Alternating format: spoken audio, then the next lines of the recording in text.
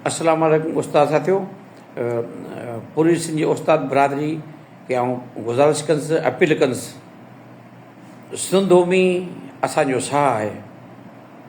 सिंध ऐं सिंधुता सिंध जा प्राइमरी उस्ताद सिंध जा समूरा उस्ताद सिर कुर्बान करे चवंदा।